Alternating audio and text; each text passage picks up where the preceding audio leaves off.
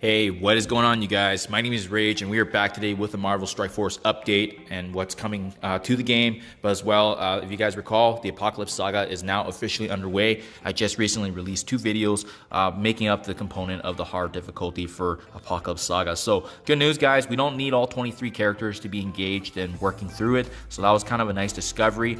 Same with the Heroic. You don't need all 23 characters to be at T2 ISO 4 before you want to participate. It's similar to Dark Dimension, where essentially if you have the first section of characters ready to go, you can actually make progress towards that. So definitely check that out if you guys need some assistance there. That said, yeah, this image right here pretty much indicates what's coming for the update here, guys, and a brand new skill raid team that's going to take over the meta for the raids, more specifically called the Invaders Team. And it's really cool. It's a huge throwback to the original Steve Rogers, original Captain America in World War II. They're going to be making up of a 5-piece unit here. So it's going to be a rework to Nick Fury. So nice to give him some love, returning him back to a team. But as well, there's going to be a World War II version of Captain America. We got Bucky Barnes coming back pre-Winter Soldier. We got Iron Fist World War II. And then finally, we do have that teaser earlier before, Union Jack as well coming. With the addition of Nick Fury support, this is going to be the new skill raid team. That said, guys, they do break down the original details as well in terms of giving us some context of how the developers here determine the origin traits for each character. It is nice to get that context of what they determine. For example, Kate Bishop is a great blend of a bio and tech, but they really leaned in on her trick arrows, and that's how she ultimately became a tech trait character. So yeah, it's always good to get that insight, because I think helping us understand how they think, maybe that at the end of the day, further down the line, we can get an understanding of why specific events are run the way they are. So I'm skipping the description of the characters, guys. They're always great detail, but to be honest, I've done it before where some changes happen in between. So sometimes, if anything is revealed in the blog post, it could be subject to change. So I like waiting for the official confirmation into the game when I do the review to confirm their kit and to actually see that verbiage come live. So we'll skip right to the actual events upcoming. What's good to know for you guys as a quick reference. So memory lane events, yeah, daylight saving does start this weekend. So if you guys are in US, on the Western Hemisphere, even in Canada and so forth, there's going to be certain regions that are impacted by the hour difference. Make sure you are aware of that, because it will impact likely the timing of how events and milestones start. We got Charging Station coming back for number 2. So if you recall, with this event specifically, we were collecting points towards ultimately earning the T2 ISO 4 ions really through earning the power core. So if you're in arena and you're constantly involved day by day, you want to make sure you're saving that up again, because that is going to be how you're going to be maximizing those points. Not only the Eagle emblems for the month-long event, but as well the T2 level 4 ions, as I noted earlier.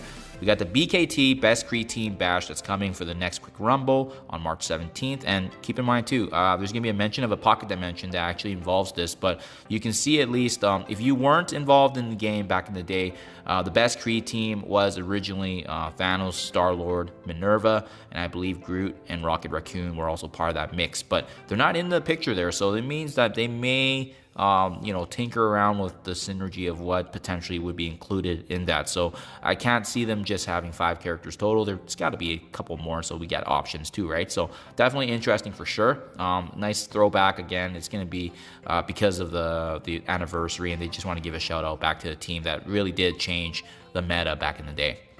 We got the Horseman Scourge, guys. So if I'm not mistaken, I believe this is number 4 that's coming back here. Either number 4 or number 5, but great opportunity once again to pick up Red Hulk, and he's coming back in just a couple of days. Again, with this one specifically, you need Heroes as Guardians, Ravagers, or Wave 1 in order to tackle Notes 5 and Notes 10. Personally, my Heroes as Guards mixed the synergy hybrid with Wave 1 actually proved to be very, very effective. Do check that out if you guys are having issues or trying to get through it further. We got the Secret Admirers event here that's upcoming. So this is Rocket Raccoon and Groot teaming up, and then it's just a specific event for them. Again, another anniversary event where there's free materials. I'm not going to say no to that, but I know recently some of these events have not been giving good rewards, so definitely make that assessment before you guys get engaged. Moving further along, as I noted earlier, guys, a pocket dimension coming featuring specifically the BKT. For this one, you have to make sure that you're a commander level 65, and again, entering with 5 characters, limited time BKT. So we won't have that detail yet, but once the patch is in, we can definitely preview it to see. And this is always good, guys. I know not a lot of players are going to be a fan of bringing up these characters that aren't in the meta anymore, but keep in mind, Pocket Dimension has a lot of good rewards, and it's a great catch-up mechanic to get training orb fragments, gold promotion, catalyst, ISO 8, so forth, right? I've always gotten a really good opportunity to take advantage. And also, we don't know if there's going to be some more featured character shards too. It doesn't really say here, but last time we had Spider-Man 2099, and that was awesome to have, just to give us that extra boost there. We got the Luck of Spring milestone coming up, so this is going to be spending campaign energy and as well as earning alliance credits to a 7-day milestone. It's going to add a 5 red character star right there, so that's really huge. I'm not sure why they didn't list it yet, but maybe it's an option. Red star, 5 red Abomination, actually. Okay, so they should have put Abomination's name in there. I don't know why, but yeah, you can see that on the very bottom right, guys. So 5 red Abomination, that's good to, you know, especially since a lot of people probably have him built up with him being available in Cosmic Crucible store.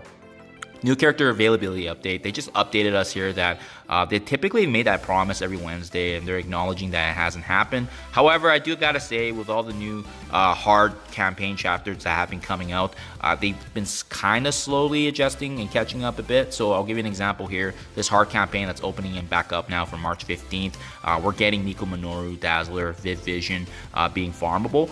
More specifically, Dazzler and Viv Vision being really you know, ingrained in the meta right now, being part of a Scourge team, but as well being a meta tech raid team. So I think that's a huge value add right there. Strike Pass number 29, an opportunity to get Dark Beast and Bronze Shards. Again, 2 very, very relevant characters, especially if we want to build towards Apocalypse and ultimately unlocking him.